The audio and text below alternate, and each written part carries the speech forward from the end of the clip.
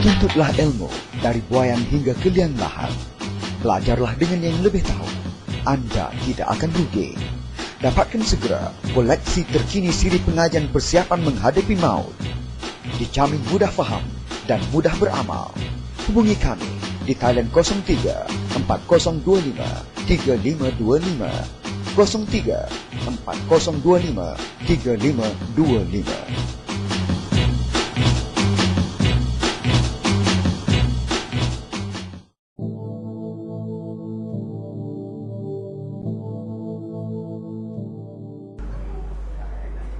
Assalamualaikum warahmatullahi wabarakatuh.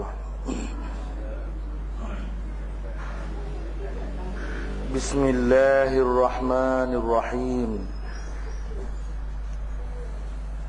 Alhamdulillahi rabbil alamin. Wa ilahil awwalin wal akhirin. Wa salatullahi wa salamuhu ورحمته وبركاته على صفوة خلقه وخاتم أنبيائه ورسله سيدنا محمد وآله الطاهرين وصحابته أجمعين. أعوذ بالله من الشيطان الرجيم. وجاءت سكرة الموت بالحق ذلك ما كنت منه تحيد. صدق الله العظيم. Firman Allah Subhanahu wa taala yang bermaksud, dan datanglah sakratul maut dengan sebenar-benarnya. Itulah yang kamu selalu lari daripadanya. Pertamanya, kita mengucapkan syukur kehadrat Allah Subhanahu wa taala kerana dengan limpah dan kurniaannya dapat kita bersama-sama pada malam ini bertemu untuk meneruskan program kuliah maghrib kita sebagaimana selalu. Ayat yang saya bacakan sebentar tadi adalah suatu ayat yang pendek, tetapi membawa satu perkara yang sangat besar, sangat dahsyat, sangat menakutkan dan sangat mengerikan kepada kita manusia. Ayat yang berkenaan itu membawa berkenaan dengan sakratul maut. Wajaat sakratul maut bil haqq. Zalika ma kunta minhu tahid. Maksudnya, dan datanglah sakratul maut dengan sebenar-benarnya. Itulah yang kamu selalu lari daripadanya. Tuan-tuan dan puan-puan yang dihormati sekalian, apakah sakratul maut itu? Di sana, sakratul maut itu dapat diartikan dengan beberapa pengertian. Dua pengertian sekurang-kurangnya. Walaupun dari segi bahasa, perkataan sakarat itu membawa makna kesakitan, kepayahan, kesusahan. Tetapi apabila disebut sakratul maut, ia membawa dua pengertian sebagaimana yang sering disebut-sebut oleh para ulama di dalam kitab-kitab mereka. Yang pertama, sakratul maut dalam makna nazak, satu istilah lain yang merujuk kepada sakratul maut juga. Dan nazak ini diartikan sebagai hembusan nafas yang terakhir. Di mana di dalam kehidupan di dunia ini, tuan-tuan dan puan-puan sekalian, ada tak banyak perkara yang dia bergerak 24 jam. Antara perkara yang bergerak 24 jam ialah nafas kita. Dan kita mungkin tak perasan kerana dia bergerak selama 24 jam. Dan dia tidak boleh berhenti bergerak. Apabila dia berhenti bergerak, maka itu bermakna telah berlakulah suatu kematian. Maka sakratul maut atau nazak merujuk kepada hembusan nafas kita yang terakhir. Di sana para ulama mengertikan hembusan nafas yang terakhir.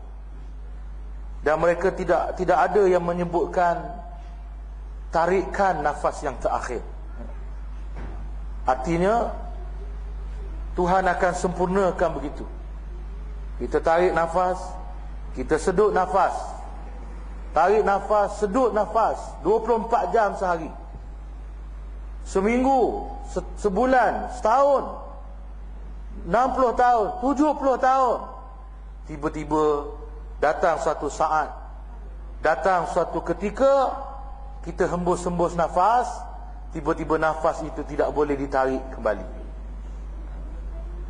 Dan saat itu, waktu itu boleh datang bila-bila masa saja. Saat inilah yang dinamakan sebagai sakratul maut. Dan saat inilah yang dinamakan sebagai nazak. Berkenaan dengan hembusan nafas ini disebutkan oleh Allah Subhanahu wa taala di dalam surah Al-Qiyamah ayat 26 hingga 35. A'udzu billahi minasy syaithanir rajim. Kalla idza balagatit taraqi wa qila marraq wa dhanna annahu al-firaq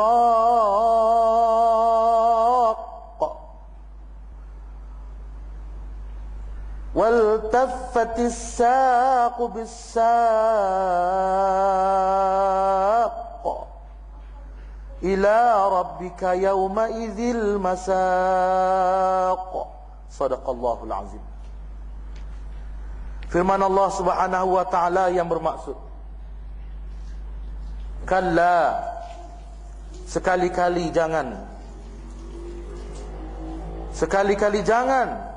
Jangan apa? Jangan kamu menentang Allah dalam kehidupan ini. Kenapa? Kerana apabila nafas seseorang telah mendesak sampai ke kerongkongannya, idza balagatit taraqi, apabila nafas seseorang telah mendesak sampai ke kerongkongannya, ini nazak atau sakratul maut yang digambarkan oleh Al-Quran. Apabila nafas seseorang telah mendesak sampai ke kerongkongan dan dikatakan kepadanya, siapakah yang dapat menyembuhkan? Bila manusia tengah nazak, bila manusia tengah berada di dalam sakarat maut, siapakah yang boleh memberikan pertolongan? Adakah doktor boleh memberikan pertolongan? Kita mungkin selalu menyaksikan di dalam kaca televisyen barangkali.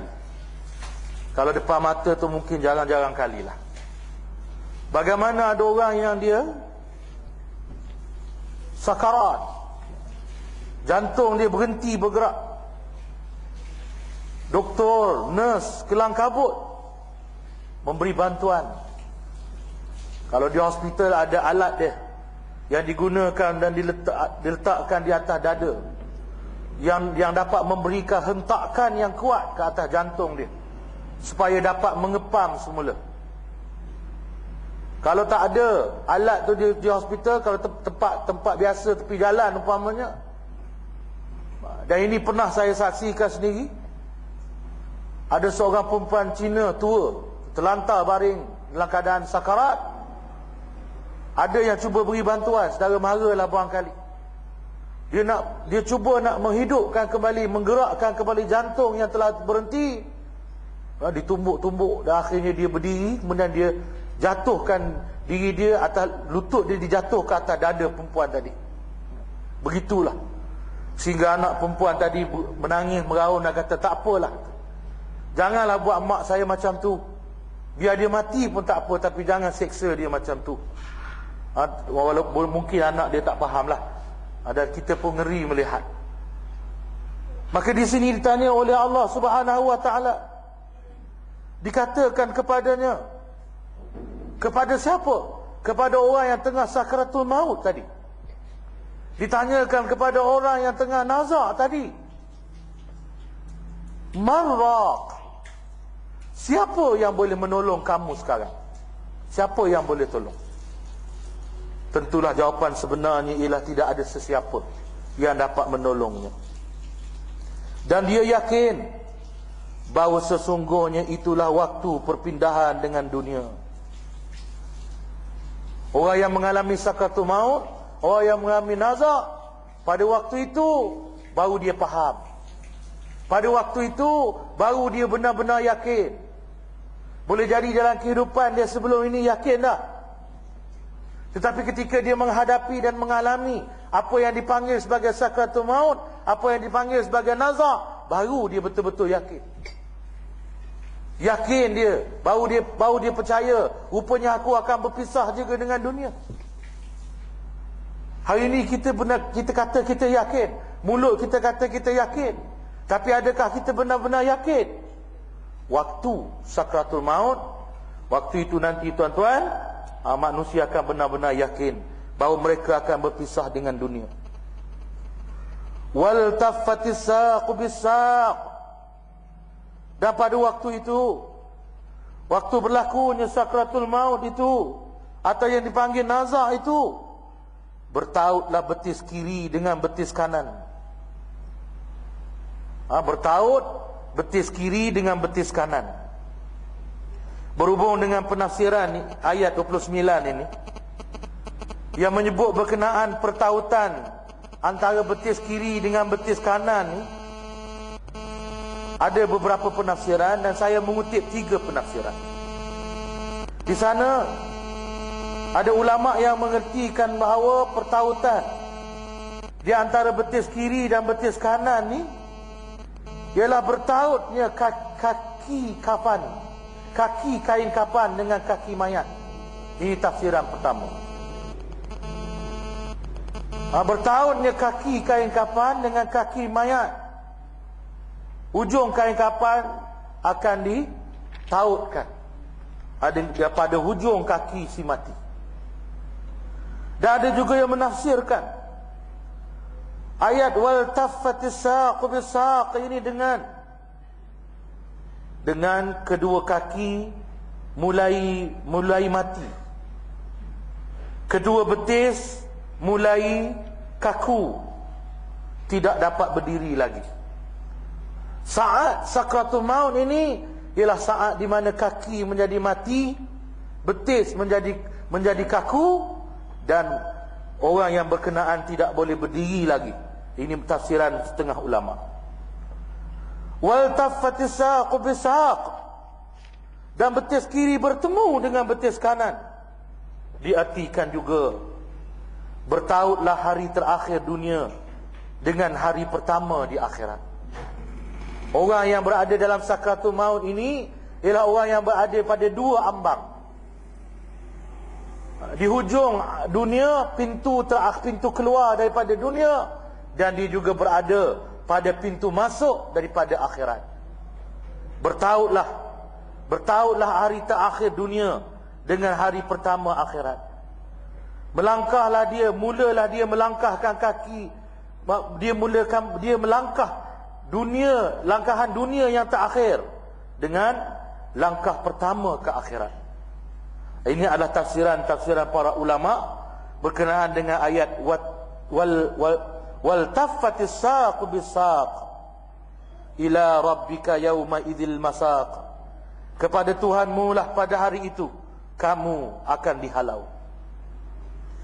Muslimin dan muslimat yang dihormati dan dikasihi sekalian, ayat ini menggambarkan Apabila manusia berada di dalam sakratul maut, nafasnya menjadi sesak.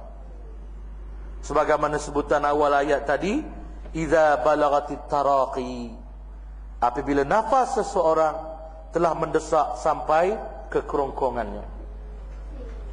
Begitu juga sakratul maut itu diartikan dengan kesakitan atau kepayahan atau kesusahan ketika mati. Muslimin dan muslimat, kesakitan, kesusahan, kepayahan ketika mati ini sangat dahsyat. Tidak dipercayai, tidak dapat dirasakan oleh manusia. Karena yang tahu tentang kesakitan sakratul maut ini, selalunya mereka tidak dapat mengkhabarkannya semula. Orang yang mengalami sakratul maut selalunya tidak dapat mengkhabarkan semula. Kecuali ada seorang dua yang dapat dirakamkan cerita-cerita mereka, apa yang berlaku. Dan itu pun bukan nas, bukan dalil, cerita. Betul atau tidak, wallahu alam. Kalau cerita tu cerita baru, orang yang beradab jumpa depan mata mungkin percaya.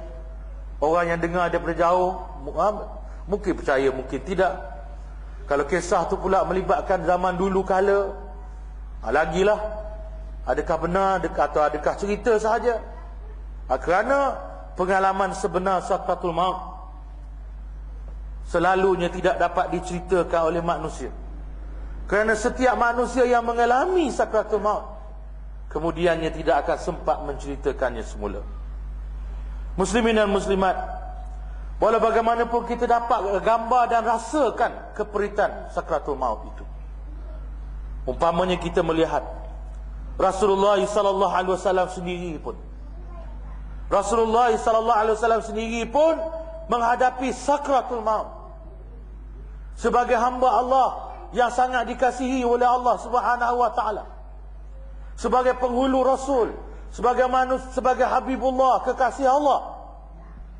Nabi kita Muhammad sallallahu alaihi wasallam pun menghadapi sakratul maut.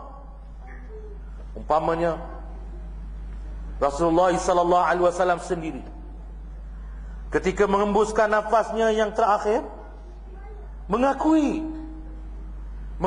dengan sabdanya, subhanallah, inna lil mauti la sakarat, kata Rasulullah sallallahu alaihi wasallam, atau kama qala, Maha suci Allah, kata Rasulullah SAW, sesungguhnya bagi mati itu memang ada sakaratnya, kata Rasulullah. Ini satu hadis yang diucapkan oleh Rasulullah SAW ketika sedang nazak. Rasulullah pun mengaku ada sakarat. Dan di sana ada riwayat bahawa ketika Nabi SAW sedang nazak, sedang sakit akan mati, ada di sisi Rasulullah sallallahu alaihi wasallam diletakkan, ada riwayat lain mengatakan Rasulullah minta Aisyah meletakkan di sebelahnya sebekas air. Apa Rasulullah SAW buat dengan bekas air itu? Rasulullah SAW memasukkan tangannya ke dalam air. Orang Perak kata sekejap-sekejap dia celup tangan di dalam bekas air itu, sapu muka dia. Sekejap-sekejap dia celup tangan di dalam air, dia sapu muka dia. Kemudian dia bersabda, dia berdoa, Allahumma hawwin ala Muhammadin sakaratil maut.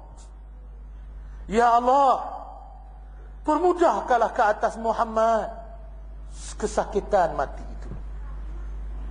Dalam riwayat lain disebutkan Rasulullah SAW berdoa dengan bunyinya, Allahumma hawwin alayya sakaratil maut. Ya Allah, permudahkanlah ke atasku sakaratnya mati itu. Penyudahan kematian itu. Muslimin dan muslimat, gelisahnya Rasulullah, kesusahan dan kepayahan, sakarat yang dihadapi oleh Rasulullah sallallahu alaihi wasallam ketika nak mengembuskan nafas yang terakhir dapat digambar, dapat dilihat oleh Fatimah, Sayyidatina Fatimah radhiyallahu anha. Sehingga ia menggambarkan, sehingga lahir daripada diri dia satu respon yang menggambarkan betapa kesusahan yang dialami oleh ayahandanya Rasulullah sallallahu alaihi wasallam. Sehingga Sayyidatina Fatimah berkata kepada Rasulullah sallallahu alaihi wasallam yang sedang nazak itu, wahai kesusahan engkau, hai ayahku. Maksudnya maksud dalam bahasa kitanya, kesiannya ayah ni. Kesian ayah. Itulah lebih kurang maksudnya. Lalu Nabi sallallahu alaihi wasallam menjawab, la karba ala abika ba'dal yaum.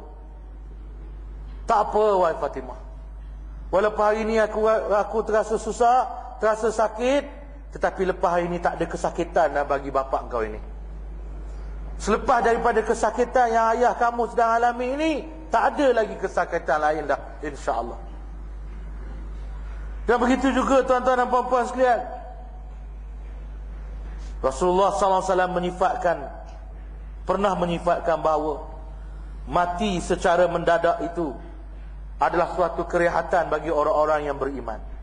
Mati mendadak, sebagaimana sabda Rasulullah sallallahu alaihi wasallam, mautul faja'ati rahatul lil mu'min wa asafun 'alal fajir. Maksudnya, mati secara mendadak itu adalah kerehatan bagi orang yang beriman dan kesedihan bagi orang yang berdosa. Orang beriman, kalau dia mati mendadak, itu kerehatan bagi dia. Kenapa kerehatan? Dia mati tanpa menempuh sakaratul maut. Umpamanya mati kena bom, meledak bom tu, mati sekaligus, tak sempat merasa sakarat maut. Kalau orang yang mati itu beriman, maka itu adalah kerehatan bagi dia. Sebab dia tak perlu menempuh sakaratul maut. Dia tak perlu menempuh kesusahan untuk menghadapi kematian itu. Barangkali sebab itulah tuan-tuan, agaknya saya tengok dalam buku semalam, ada buku ditulis untuk mengenang Syekh Ahmad Yasin dan Rantisi nama Rantisi. Dalam buku itu diletakkan gambar Syekh Ahmad Yasin, almarhum Syekh Ahmad Yasin dan Syekh Rantisi. Gambar di bom. Tubuh Syekh Ahmad Yasin itu habis hancur, tetapi Tuhan tinggalkan kepalanya.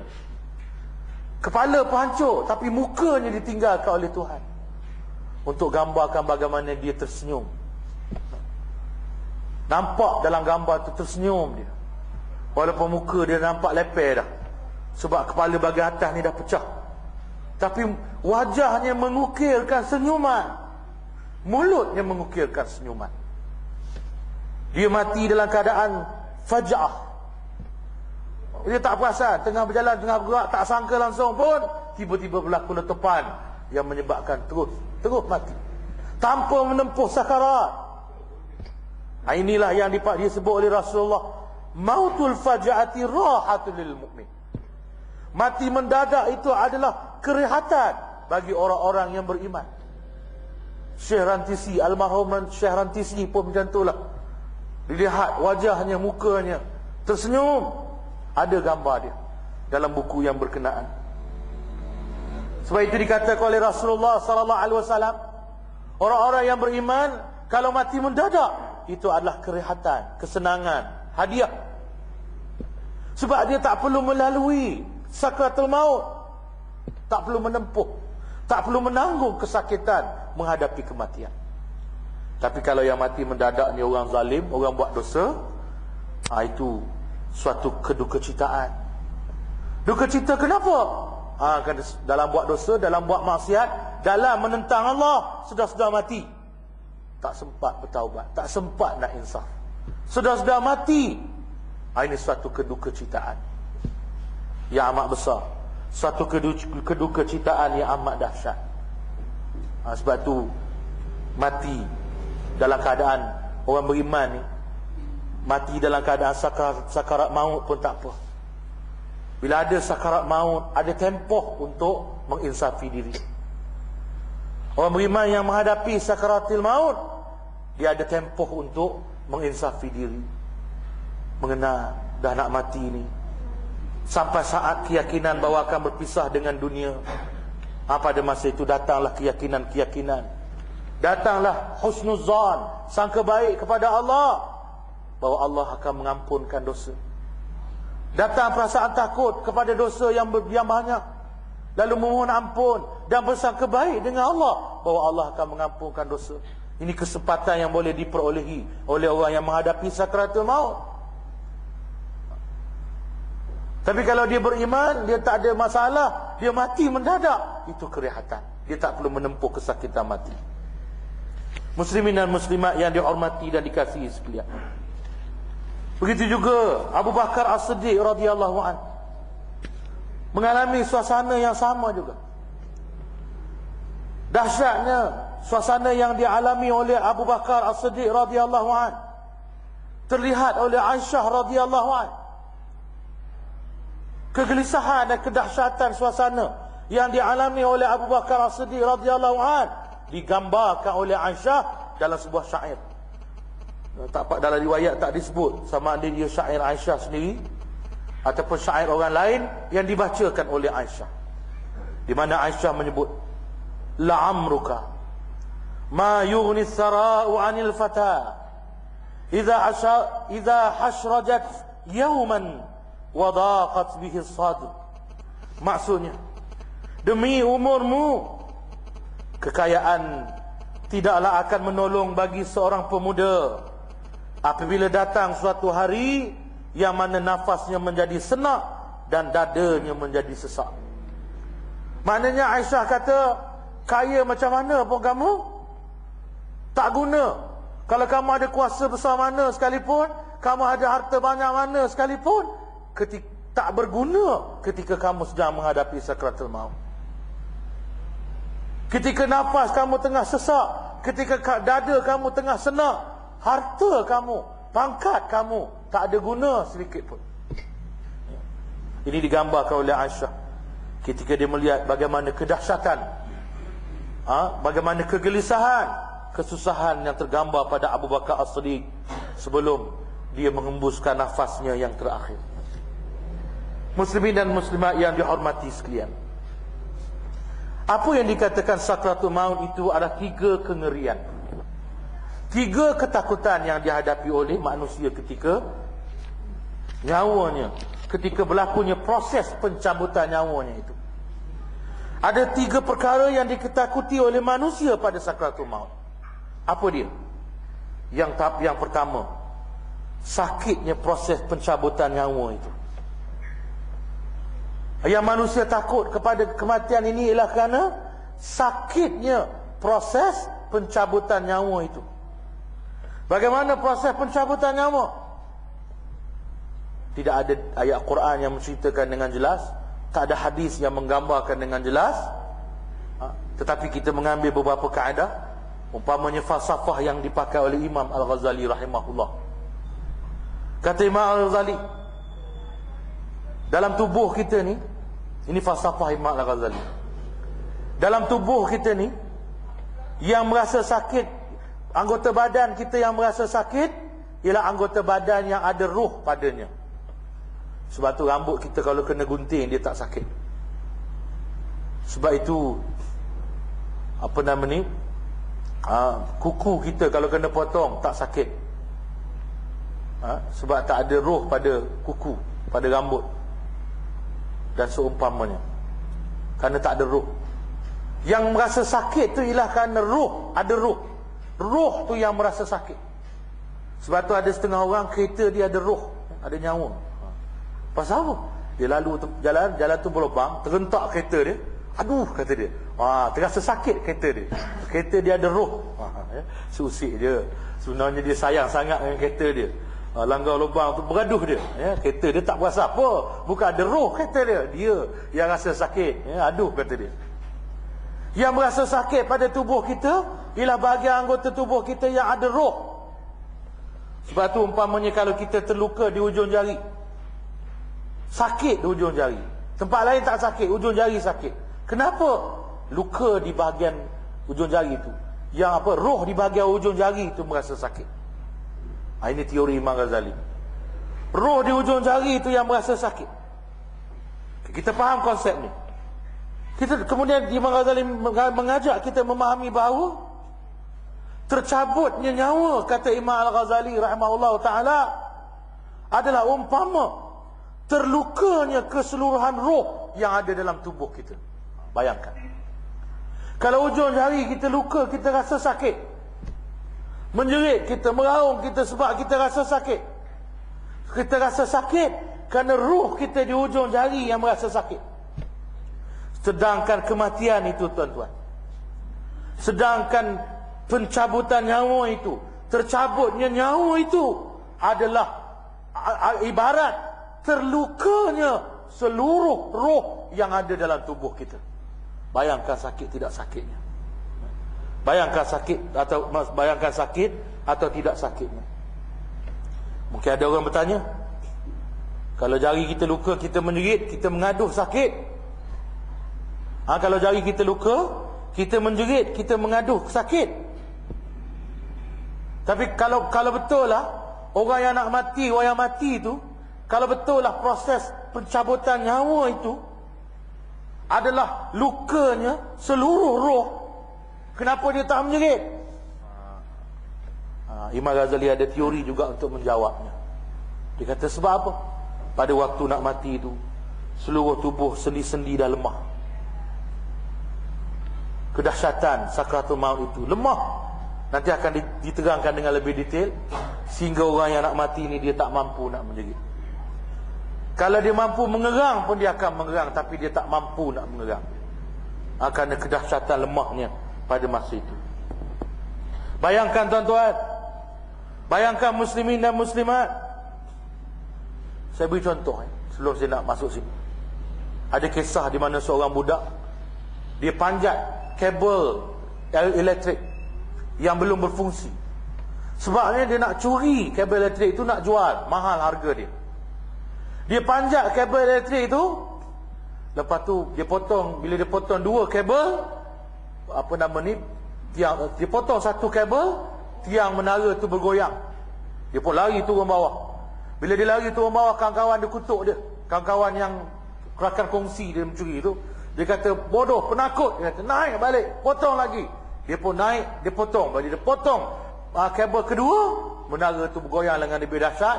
Dia dengar besi-besi belaga, dan akhirnya dia terasa kaki dia sangat sakit. Kenapa? Kerana besi tiang menara tu dah kepit kaki dia. Dia terdengar bunyi tulang dia patah. Kalau tadi dia dengar bunyi besi menara tu berbunyi berbelaga, sekarang dia dengar bunyi tulang kaki dia patah, kerak kerak. Dan akhirnya dia tergantung, tertongging dekat tiang menara tu. Kawan-kawan dia panggil orang kampung, dan dia pula darah turun daripada kaki dia. Dia kata sampai kat mulut dia terasa masin, kata. Terasa masin. Tak berapa lama lepas tu dia pengsan. Bomba datang tak berapa lama lepas tu. Dia buat kerja tu lepas maghrib. Lepas isyak lah kata. Dia sampai situ lepas isyak lah kata. Dia tergantung tu, bomba datang, dan dia hanya dibawa turun daripada tiang menara tu 10 pagi besok. Bayangkan. Dia pengsan berapa? 12 jam dia pengsan. Kenapa dia pengsan, tuan-tuan? Sebab seluruh roh di bahagian kaki dia sudah luka. Sakit yang amat sangat. Kalau tak pengsan mati. Kalau tidak, dia takkan dapat tanggung kesakitan. Itu baru roh bahagian kaki, remuk, tulang remuk patah. Akhir ceritanya dia kena potong kaki dia kena potong kedua-duanya. Itu akhir ceritanya. Ini menunjukkan. Jadi kalau kat jari kita terluka, roh bahagian jari kita sakit. Mati ialah seluruh roh kita luka. Boleh gambarkan kesakitan pada masa itu. Bayangkan tuan-tuan dan puan-puan, muslimin muslimat, roh kita dicabut dan ditarik dari semua urat, dari urat-urat badan, dari setiap bahagian, dari bahagian-bahagian badan, dari setiap sendi, dari sendi-sendi tubuh, dari setiap helai rambut dan kulit, dari puncak kepala sampai ke puncak kaki. Dari puncak kepala sampai ke puncak kaki. Di sana, tuan-tuan, ada suatu asar di mana Sayyidina Umar radhiyallahu an berkata, kata Sayyidina Umar, kunjungilah saudara mara yang akan meninggal dunia dan peringatkanlah mereka, maka sesungguhnya mereka melihat apa yang tiada kamu lihat, dan mereka mentalqinkan apa yang kamu mereka talqin, dan talqinkanlah mereka akan kalimah la ilaha illallah. Kemudian Umar berkata kepada Ka'ab, Umar radhiyallahu anhu bertanya kepada Ka'ab, terangkanlah kepada kami tentang maut, kata Umar. Ka'ab berkata, ya Amirul Mukminin, maut itu bagaikan pohon duri yang dimasukkan ke dalam tubuh manusia, di mana setiap duri berkait dengan urat-urat, lalu dicabut dengan kuat sehingga memutuskan apa yang terputus dan meninggalkan apa yang masih tertinggal. Perkataan-perkataan ini bukan diucapkan oleh Ka'ab je. Banyak ulama-ulama, tabi'in, tabi'in menyebutkan ucapan seperti ini. Sebab tu walaupun dia bukan hadis, tetapi ucapan seperti ini boleh membantu kita memahamkan kesakitan mati. Umpama dalam tubuh kita ada pohon-pohon berduri, duri-duri di pohon tu tersangkut pada urat-urat dalam tubuh kita, kemudian pohon tu dihentak keluar daripada tubuh kita. Mana urat yang ikut-ikut, mana urat yang tinggal putus-putus. Itulah gambaran kesakitan. Itulah gambaran kesakitan yang digambarkan oleh Ka'ab dan beberapa orang sahabat-sahabat serta ulama-ulama tabi'in yang lain. Tuan-tuan dan puan-puan, kesakitan ketika sakratul maut, kesakitan ketika tercabutnya nyawa, saya katakan sebagai kesakitan yang maksimal. Saya sifatkan macam tu. Setelah saya baca tu, saya cuba sifatkan. Kesakitan ketika tercabutnya nyawa daripada tubuh kita adalah kesakitan yang maksimal. Kerana ia lebih sakit daripada tetakkan pedang. Lebih sakit daripada tetakkan pedang, kata Imam Ghazali. Sebab tu ada satu hadis Rasulullah SAW menyebut, bandingan kesakitan mati itu ialah merasa 300 tetakkan pedang. Ada orang tak? Ada orang pernah rasa tak 300 tetakkan pedang? Ada? Mana ada? Setetak dua tetak mati dah. Setetak dua mati dah nak rasa kesakitan 300. Macam mana? Banding kalau ada orang yang dia ni tak mati, hidup, tapi sakit 300 kali tetak. Bayangkan. Itu disebutan Rasulullah SAW. Kemudian lebih sakit daripada apa? Daripada hirisan gergaji. Lebih sakit daripada digergaji. Kematian juga lebih sakit daripada ledakan bom. Kematian juga lebih sakit daripada tembusan peluru. Sebab tu Sayyidina Ali karamallahu wajhah pernah menyebut, masa tu Sayyidina Ali nak mengajak para sahabat berperang pada jalan Allah, nak motivasi supaya para sahabat keluar berperang. Kata Sayyidina Ali, bagi aku mati dengan 40 tikaman pedang lebih baik daripada merasa sakit mati kerana tikaman 40 pedang lebih baik daripada merasa sakit sakratul maut, kata Sayyidina Ali karamallahu wajhah. Kata Sayyidina Ali karamallahu wajhah. Tuan-tuan dan puan-puan, ketika tercabutnya nyawa, saya dah kata tadi, kesakitan yang terlalu sempurna sehingga melemahkan setiap anggota badan. Sempurnanya kesakitan yang dialami sehingga melemahkan anggota badan. Akal menjadi kacau. Otak tak boleh berfungsi dah. Otak tak boleh berfungsi dah. Terputus suara dan pekikan kerana kesangatan sakitnya. Untuk mengeluh pun tak mampu. Nak menjerit macam mana? Jari luka kita boleh menjerit, jari terimpit kita boleh menjerit. Tapi kalau seluruh roh kita sakit, kita tak mampu nak menjerit. Nak mengeluh pun kita tak mampu. Pada waktu itu tuan-tuan, berubah warna kulit kita seakan-akan warna tanah. Cuba tuan-tuan perhati orang nak mati. Tuan-tuan pun barangkali pernah tengok orang yang sedang nazak. Saya pun baru-baru ini melihat arwah nenek orang rumah saya. Betul. Bagaimana orang yang nazak sedang sakratul maut ini, warna kulit dia berubah sehingga hampir sama dengan warna tanah. Janganlah orang jenis putih bandingkan dengan tanah hitam, tak jadilah. Orang yang kulit hitam, kita sakarat, bandingkan dengan tanah yang warna hitam. Orang yang kulit merah, ketika sakaratul maut, banding dengan tanah merah. Orang yang kulit putih, bandingkan dengan tanah yang cerah. Ketika sakaratul maut, kesakitan itu, melemahnya badan, sehingga warna kulit pun jadi berubah. Sakitnya orang nak mati, tuan-tuan. Terangkat 2 biji matanya ke pelupuk mata yang tertinggi. Terangkat biji mata dia. Sebab tu orang tua dia kenal, orang nak meninggal ni, bulu kening dia tinggi, bulu kening dia terangkat. Orang yang nazak, yang sakit. Ketika itu mak saya belum nazak lah, tengah sakit 3 bulan duduk di hospital. Saya dengan mertua saya datang ziarah di Ipoh. Mertua saya di Kuala Lumpur, saya pun di Kuala Lumpur, ziarah arwah mak saya di Ipoh. Lalu di masa nak balik, dia pesan, dia kata, kalau boleh Hisham jangan balik, sebab kening maknya dah terangkat, dia kata. Dia mana dia gambarkan bahawa tak lama lagi habis. Tapi saya kena balik juga. Memang betul. Saya ingat 3-4 hari selepas saya balik, mak saya pun meninggal dunia. Orang yang nak meninggal dunia ini, lebih-lebih lagi, kalau dekat-dekat nak meninggal tu, kening dia terangkat. Kalau ketika sakaratul maut, bukan kening terangkat, biji mata dia terangkat. Urat dia terik, urat dia tarik. Sebab tu ada orang perempuan dia suka cukur kening dia kan.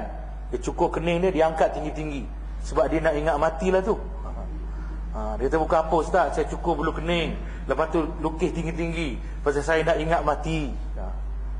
Orang kening-kening tinggi ni orang nak mati. Tapi kita boleh cukur bulu kening yang ada, kita pergi lukis tinggi-tinggi.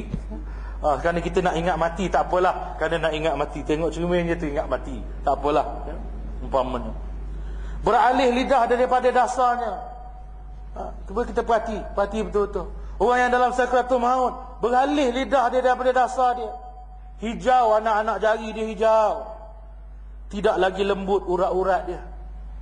Dan setiap anggota badannya mati beransur-ansur. Kita pegang kaki dia sejuk, lama-lama sikit kita pegang, betih pula sejuk. Maknanya dia dah tercabut perlahan tu. Pegang pula, peha dia sejuk dah. Dia naik ke perut, naik, sehinggalah sampai ke kerongkongan dia, sampai pada kerongkong dia. Dan pada waktu itu tertutuplah pintu taubatnya. Tertutuplah pintu taubatnya.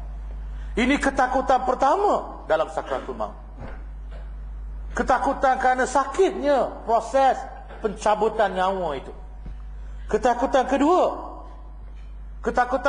kita ketika sakaratul maut. Ketakutan apa? Ketakutan dan ngeri untuk menghadapi malaikat. Ngeri nak berhadapan dengan malaikat. Tak ngeri macam mana? Cuma tuan-tuan bandingkan. Kita nak bertemu dengan orang yang nak bunuh kita, tak ngeri? Sebagaimana ngerinya orang yang dihukum gantung. Ngerinya orang yang dihukum gantung, nak bertemu dengan orang yang nak gantung dia, tak ngeri dia. Sebagaimana ngerinya orang yang nak dipancung, melihat orang yang nak memancung dia. Begitulah kita besok, ngeri untuk bertemu dengan malaikat maut yang nak mencabut nyawa kita. Ngeri kita. Saya pernah tengok satu video yang diberi tajuk sebagai The Face of Death, The Faces of Death. Bahawa peristiwa-peristiwa orang yang berhadapan dengan kematian yang benar, bukan lakonan, dia terjadi secara tak sengaja, dikumpulkan dalam satu video. Benda-benda yang kebetulan kejadian. Ada seorang perempuan, tuan-tuan, dia nak dihukum bunuh di kerusi elektrik. Beberapa hari sebelum dia nak dibunuh, hukum bunuh, dia cabut rambut dia. Cabut rambut dia. Dah tak betul dah pemikiran dah. Takut. Beberapa hari nak dia dihukum bunuh, dia cabut rambut dia. Sehingga rambut dia nak kata botak pun tidak, nak kata berambut pun tidak. Sampai hari dia nak dihukum, dibawa ke kursi elektrik. Muka dia jangan gambar lah masa tu. Dia duduk di kursi elektrik. Nampak air kencing dia keluar daripada skirt dia. Keluar, terkencing dia. Sebelum dinyalakan. Dan apabila dinyalakan kursi elektrik itu, nampak dia meregangkan badan dia. Dan akhirnya dia kaku, tak bermain. Ketakutan kedua dalam sakaratul maut ialah takut untuk berdepan, berhadap dengan malaikat. beradab dengan malaikat. Sebagaimana firman Allah, A'udzubillahi minasyaitonirrajim. Qul yatawaffakum malakul maut. Qul yatawaffakum malakul maut.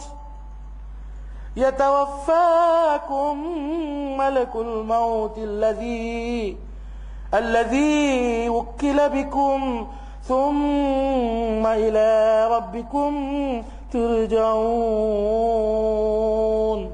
Katakanlah, kamu akan disempurnakan oleh malaikat maut. Kamu akan disempurnakan oleh malaikat maut yang diwakilkan kepada kamu. Kemudian kamu akan dikembalikan kepada Tuhan kamu.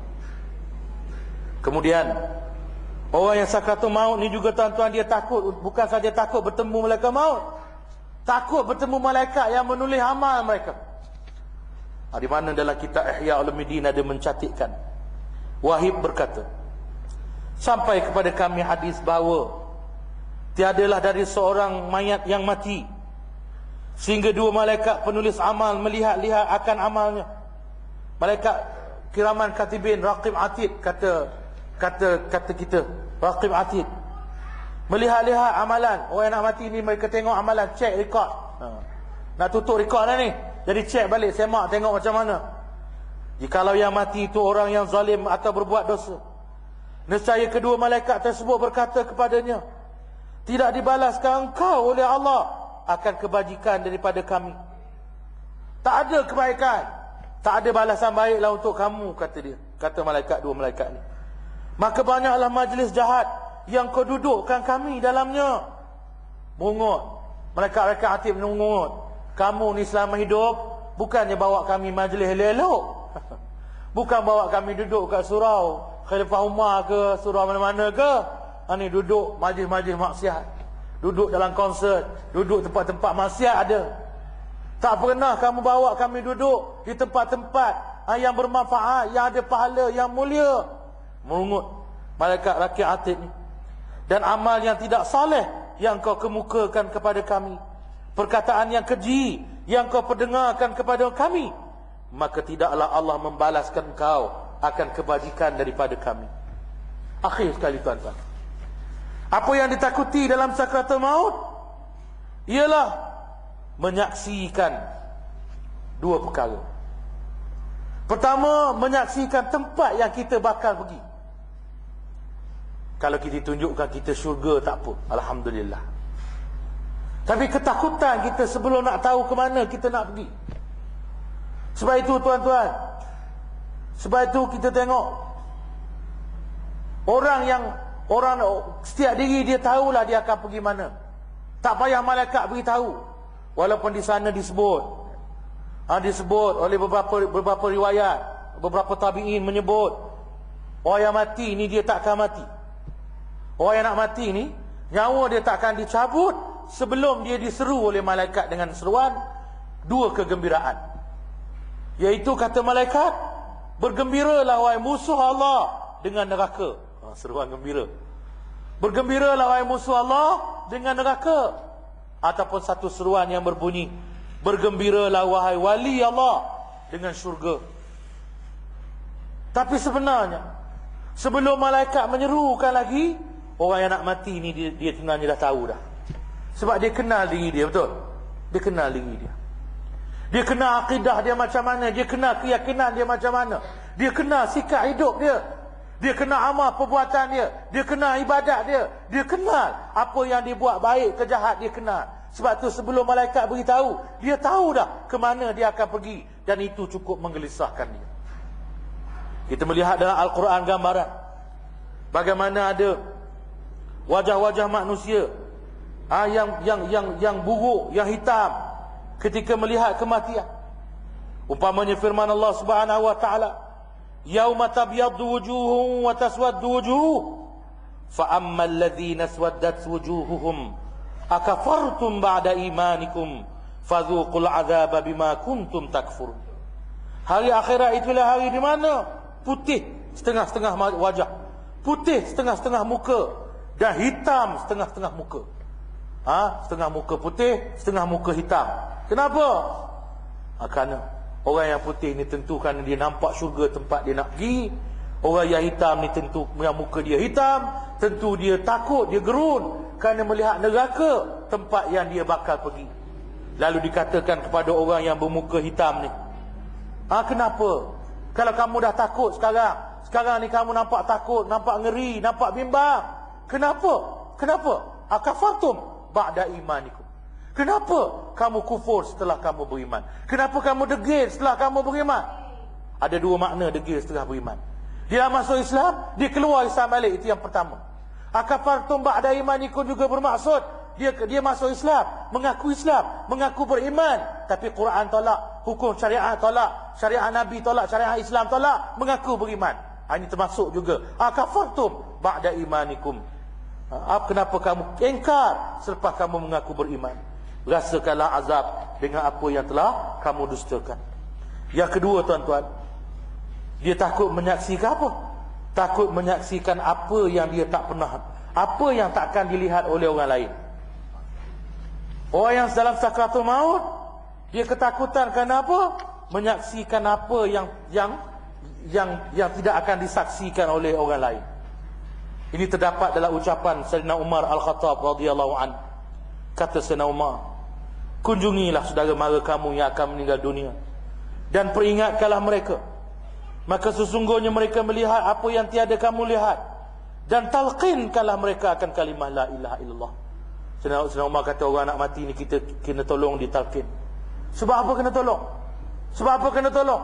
Sebab dia nampak macam-macam yang kita tak nampak, kata Sayyidina Umar.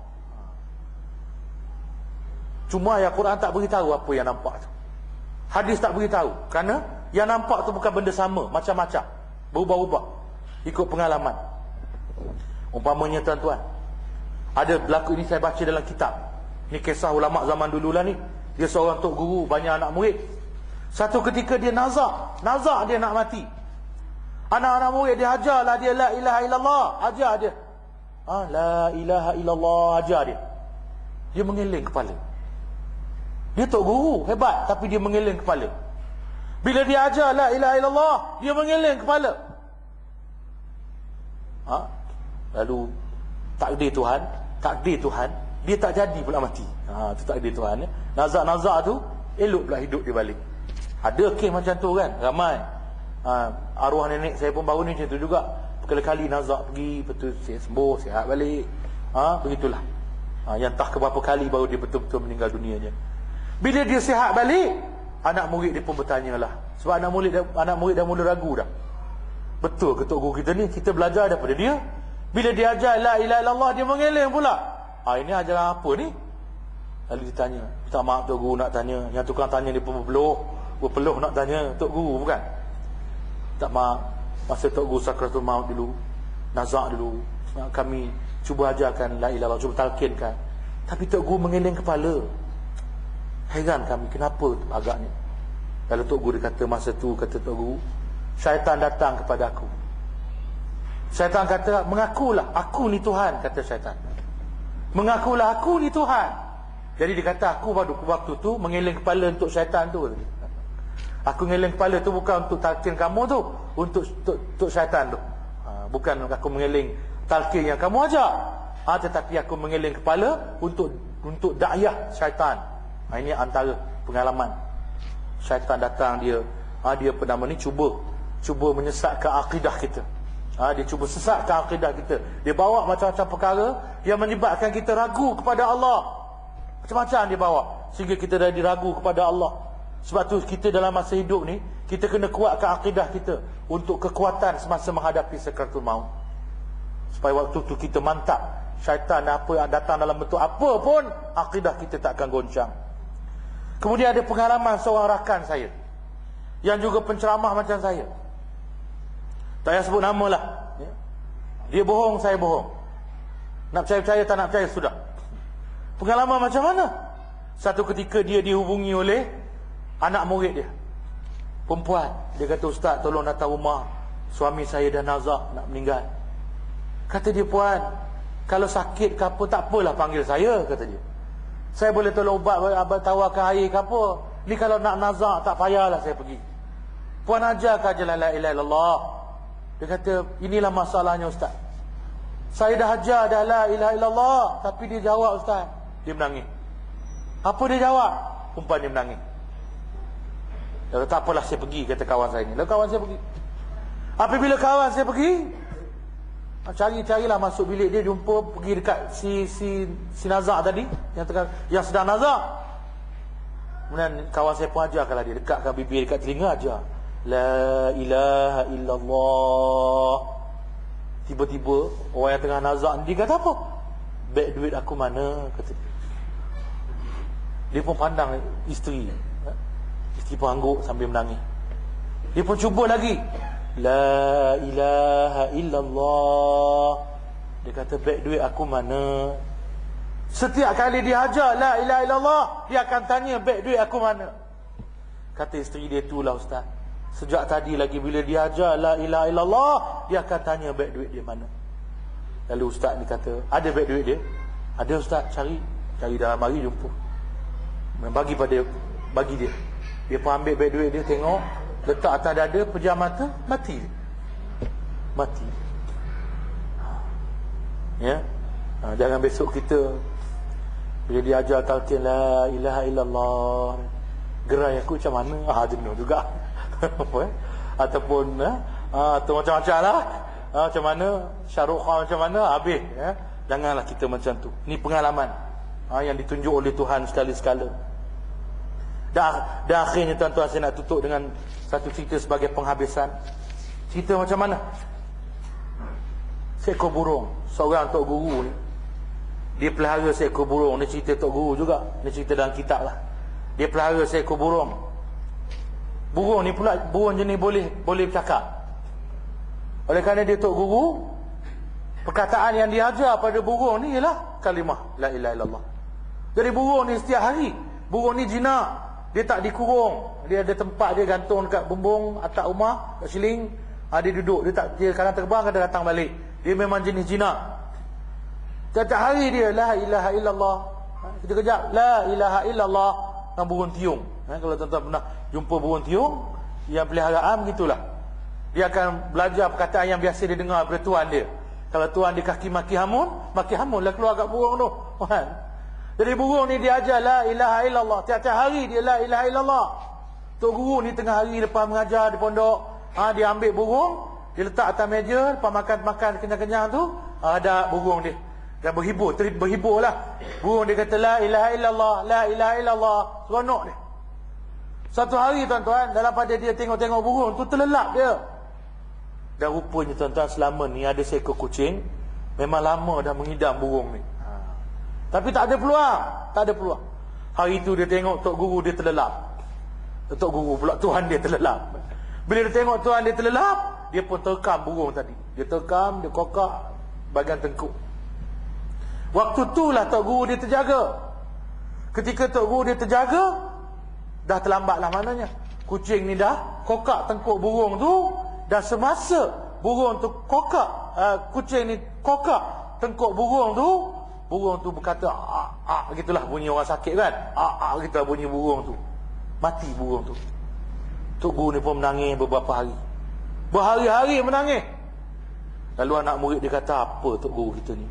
Sayang sangat dengan burung. Tok guru tapi dengan burung sayang sangat. Mati menangis, kata dia. Tok guru apa ni? Dan pada tok guru apa tu pun akhirnya ada anak murid yang baik barangkali, tanyalah, yang sangka baik tanya. Tok guru ni nangis 3-4 hari burung mati. Sayang sangat ke? Kata anak murid ni. Dia kata, kamu silap. Aku bukan menangis pasal burung tu mati, kata dia. Dan tu kenapa tok guru menangis? Dia kata begini. Burung tu tiap-tiap hari sebut la ilaha illallah, la ilaha illallah, la ilaha illallah. Berkali-kali menyebut dalam sehari. Berkali-kali menyebut la ilaha illallah. Tapi kamu perasan tak?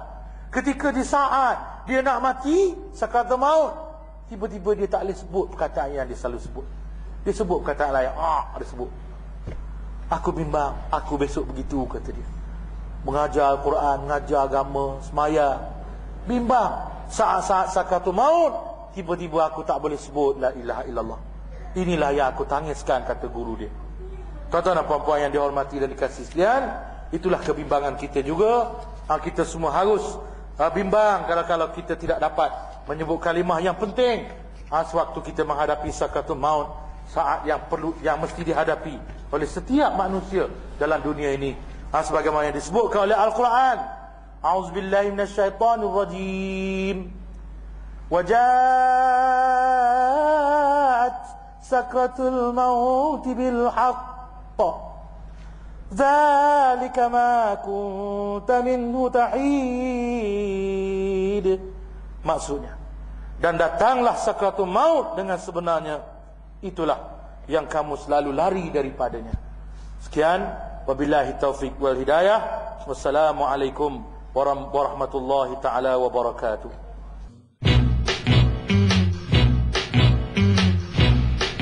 Tuntutlah ilmu dari buayan hingga ke liang lahat. Belajarlah dengan yang lebih tahu. Anda tidak akan rugi. Dapatkan segera koleksi terkini siri pengajian persiapan menghadapi maut. Dijamin mudah faham dan mudah beramal. Hubungi kami di Thailand 03 4025 3525 03 4025 3525.